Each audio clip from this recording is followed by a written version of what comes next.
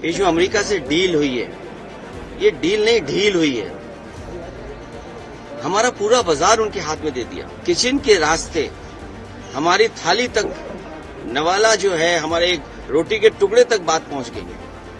अब सनातनियों को ये चिंता करनी पड़ेगी कि उनका व्रत कैसे सनातनी रहेगा। जब हम लोग भी पक्ष रखेंगे तो इन सब बातों को रखेंगे। और महत्वपूर्ण सवाल ये है कि किसान के साथ जो धोखा हो रहा है, ये सबसे बड़ी बात है कि आजादी के बाद इतना बड़ा धोखा किसी सरकार ने नहीं दिया होगा जो भारतीय जनता पार्टी देने जा रही है। और वो लोग जो स्वदेशी का नारा देते थे। बोलना है, लेकिन जिस तरह से सदन नहीं चल पा रहा है, आपको क्या लगता है, आपको बोलने का मौका मिलेगा? बीजेपी की कोशिश रहती है कि चर्चा न हो, और ये हम लोगों ने अभी देखा ही है कि जिस समय चीन के सवाल पर लीडर ऑपोजिशन और अन्य दल जानकारी हासिल करना चाहते थे, भारतीय जनता पार्टी पीछे हट गई।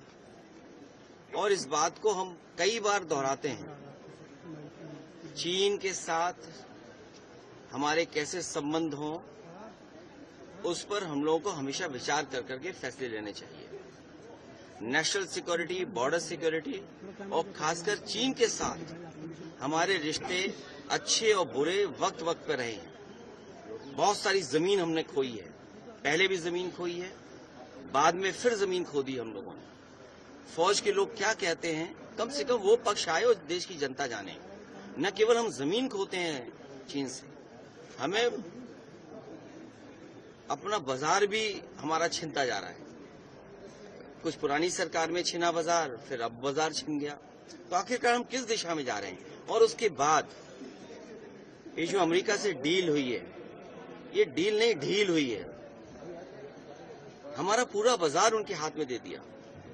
सरहद की बात करें, अब तो किचन के रास्ते हमारी थाली तक, नवाला जो है हमारे रोटी के टुकड़े तक बात पहुंच गई है। अब सनातनियों को ये चिंता करनी पड़ेगी कि उनका व्रत कैसे सनातनी रहेगा। मान लीजिए डेयरी प्रोडक्ट्स वहां से आ गए, तो हमारे सनातनी लोग व्रत कैसे रखेंगे? हम सब भारतवासी व्रत कैसे रखेंगे? बड़ा चिंता का विषय है।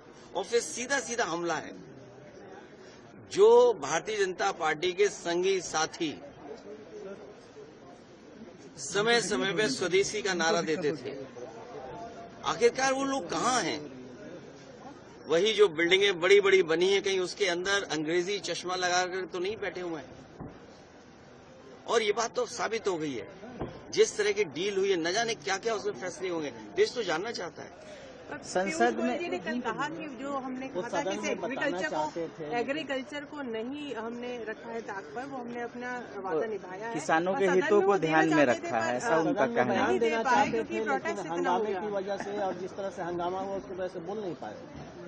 कहीं ऐसा तो नहीं कि चीन के सवाल पर न्यूक्लियर ये अमेरिका की बात को आगे बढ़ा दिया हो, व्यापारिक अपने जो संबंध गहरे किए हैं, कहीं वो बात तो बाहर नहीं आ गई सामने।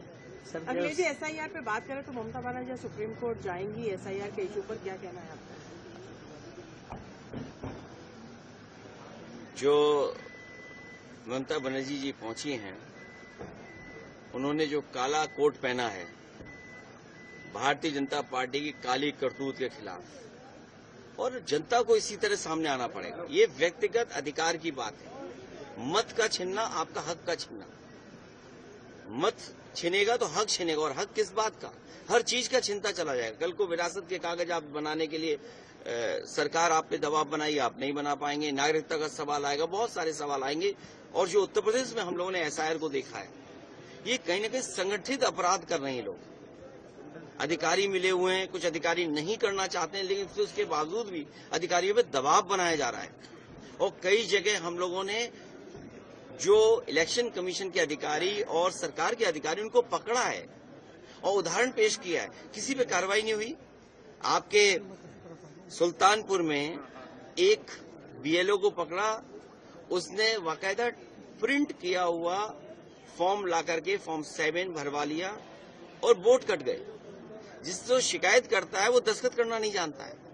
नंदलाल, जिसका नाम जिसकी तरफ से फॉर्म भरा गया है, वो अंगूठा मारता है। बीजेपी के लोगों ने दस्तखत मरवा दिए उससे। ये फॉर्म 7 जानबूझ करके किसी लखनऊ, दिल्ली, कहीं ऐसा इनका एक सेंटर बना है, कमांड सेंटर, जहां से फॉर्म भर करके जा रहे हैं, बस्ती की तरह डिस्ट्रीब्यूट हो रहे हैं और वोट कटवाए जा रहे हैं। तो अगर हम आपत्ति उठाते तो इलेक्शन कमीशन कोई जवाब ही नहीं दे रहा, किसी पे कार्रवाई नहीं कर रहा। लगता तो ये कि साठगांठ इतनी पक्की है कि भविष्य में हो सकता है इलेक्शन कमीशन में भी बिल्डिंग पे उनके भारतीय जनता पार्टी का झंडा लग जाए। लोकसभा में जिस तरह ममता बनर्जी ने कहा है कि अगर ज्ञानेश कुमार के खिलाफ इम्पीचमेंट मोशन आता है तो वो उसका समर्थन करेंगे। हम आदरणीय ममता बनर्जी के पक्ष में हैं, उनके साथ हैं। लोकसभा में जिस तरह से हंगामा हुआ, 8 सदस्यों को निलंबित कर दिया गया, क्या कहेंगे? सरकार को बात सुननी चाहिए और अपना पक्ष सरकार को रखना चाहिए। अखिलेश जी, जब आप मोशन ऑफ थैंक्स पे एड्रेस देंगे तो क्या आप भी राहुल गांधी वाला इशू उठाएंगे या आपके अपने अलग? आप बहुत नई पत्रकार तो है नहीं। डॉक्टर राम मनोहर लोहिया, जॉर्ज फर्नांडिस, नेताजी और तमाम समाजवादी नेताओं ने हमेशा इस बात को कहा कि सबसे ज्यादा खतरा अगर किसी से है तो हमारा चीन से है। और चीन की ने पहली बार जमीन नहीं हमारी छीनी है। कब हमने तिब्बत खो दिया और कब अभी हम लोगों ने पेंगोंग लेक और 5 फिंगर्स पे न जाने कहां फौज हमारी चली गई। और सबसे महत्वपूर्ण बात मैंने इसी सदन में उठाया था, रिजांगला मेमोरियल। रिजांगला मेमोरियल जहां बना था उसको हटा करके कई किलोमीटर दूर फिर बनाया गया है। कहते हैं रिजांगला मेमोरियल तो है वहां पर, सवाल रिजांगला मेमोरियल का तो है ही है, लेकिन उसके साथ साथ कितनी जमीन आपकी चीन के पास चली गई। तो ये बहुत सेंसिटिव मैटर है। और फिर बाजार किसने दे दिया चीन को? आप दवाइयां कहां से लाओगे, फर्टिलाइजर कहां से लाओगे, आपका कारोबार कैसे चलेगा, अर्थव्यवस्था कैसे चलेगा? उस मोड़ पे खड़ा कर दिया है कि हम अमेरिका के साथ जाएं, हम रूस के साथ जाएं, हम चीन के साथ जाएं। भारत किसके साथ जाए? भारत का व्यापार किससे मजबूत हो? हम मजबूत अपना कैसे करें? इसलिए हमें उम्मीद है कि जब हम लोग अपनी पक्ष रखेंगे तो इन सब बातों को रखेंगे। और महत्वपूर्ण सवाल ये है कि किसान के साथ जो धोखा हो रहा है, ये सबसे बड़ी बात है कि आजादी के बाद इतना बड़ा धोखा किसी सरकार ने नहीं दिया होगा जो भारतीय जनता पार्टी देने जा रही है। और वो लोग जो स्वदेशी का नारा देते थे, आज वो कहाँ है? उनके संगी साथी जो स्वदेशी का नारा देते थे।